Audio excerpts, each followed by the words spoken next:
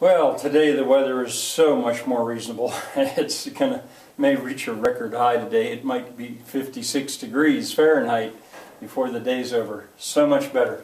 Well, 101st day, the first video of the day. I think there'll be two, I'm not sure. We're working on Spanish. Now, some things I want to say about what I taught yesterday. I spoke about word frequency. Well, I should add maybe to that a well-educated adult in English, for example, myself, probably has a vocabulary of between 20 and 30,000 words in English that I know. Contrast that to the idea that 100 of them make up 50% of the words spoken. It is dramatic, that difference. And I'm not, my students, I like to point out to them, if they are 12, 13, 14 years old, their vocabularies in English may be 12,000 words, 10,000, 12,000 words, maybe more. Why not learn the ones that come around again and again? I pose that. In any case, that's going to be my approach. Another thing I wanted to tell you is that I justify what I'm doing in terms of what I did in public schools by saying I want to get my students so they understand what it is like to study Spanish or French or Latin or German. Well, it goes more than that, though. I should give myself a little bit more credit. I also believe that I am able to get those students off to a very strong start. Very strong start.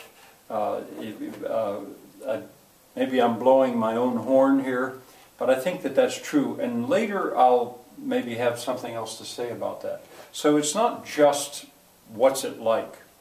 It's getting you started in the language. That's one of my goals, anyway. Another thing, my Spanish.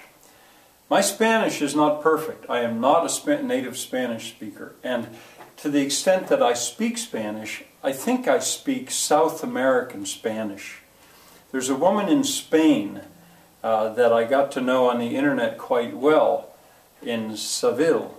And I think she is looking at some of these videos, and part of me is horrified because I know my Spanish is not perfect and I will make mistakes. But I say to myself, that's one of those things with any foreign language, you have to get past that.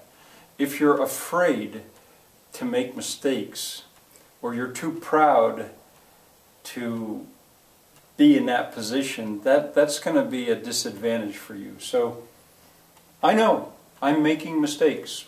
So be it. I'm doing the best I can. Another thing about my Spanish is I am fluent in Portuguese. I have been told several times that I have no accent in Brazilian Portuguese. That's astounding. I'm not so fluent in Spanish.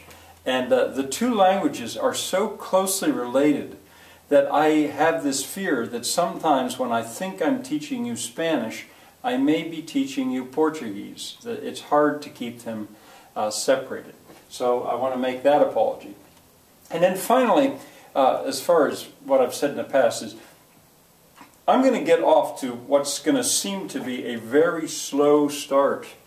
I only taught you 2 Spanish words yesterday, conversación española. And I think today I may only teach you 4 or 6 more. It seems like it's going to be a very slow start. But I know what I'm doing, because what I'm getting you ready for the faster stuff later.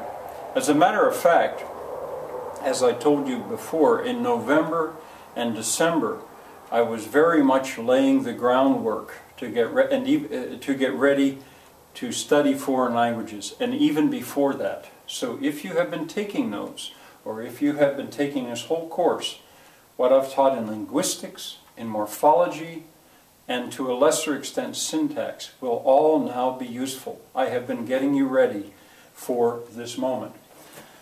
All right, yesterday I mentioned a parallel text. Now that's in your linguistics section of your notes, but I should maybe explain. A parallel text is when you've got essentially the same thought, but it's written in more than one language, but it's the same. The most famous example of this is the Rosetta Stone, where the same thought was in hieroglyphics, ancient, and I want to say two kinds of ancient Greek. I don't remember, but that was a parallel text. The packaging has a parallel text. The instructions, when you buy something, usually has the text, the same text in English, Spanish, and French here in the United States. That's a parallel text. My silly little conversation is essentially going to be the same in each of the four languages.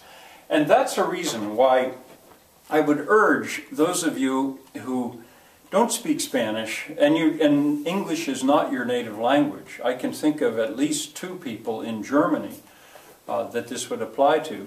I would urge you to follow this. Try to learn some Spanish, because I'm not just teaching Spanish. I'm getting you ready to learn foreign languages in general better. So please, I urge you to stick with me here. Okay, cognates. I think I mentioned a cognate yesterday, and I should write it down. Now, another thing I didn't say down. I said you should have 4 sheets of paper. I changed that to 5, or maybe it's 6 sheets of paper, because I really do think you should be writing this down. You should pause it if necessary and write the stuff down. And one of those pages you should reserve for linguistics if you don't have a set of notes. This is a linguistic term. I didn't write it out. This is a linguistic term, and I haven't given this yet, I don't think. Cognates are modern words that are derived from the same older word. You take a word like conversation in English, well, that is a cognate of conversación in Spanish, or conversation in French. They're almost identical. Spanish, the English word Spanish, is a cognate of española, or Spanish in German. These are cognates, and they become very useful. They're like cousins.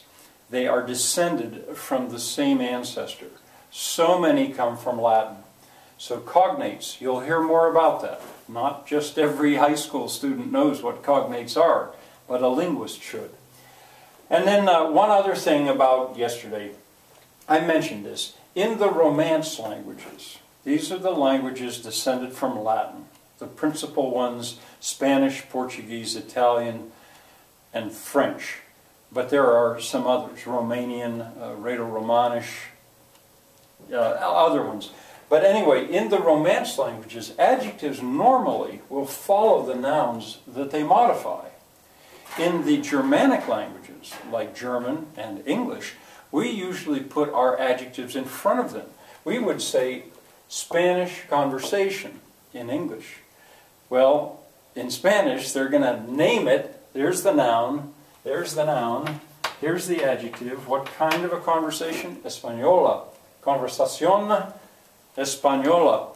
If you followed my course, I very personally told you the story about very nearly losing the family farm from the family.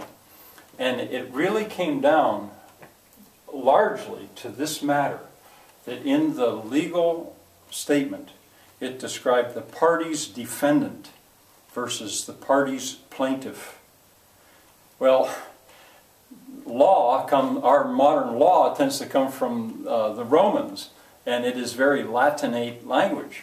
If that had said the defendant parties and the plaintiff parties, it might have not been so likely that it would have gotten past those lawyers. That's in another video, but it's a chance to tell you about that. All right, there's one video. I think I may do 2 more today, so please come back.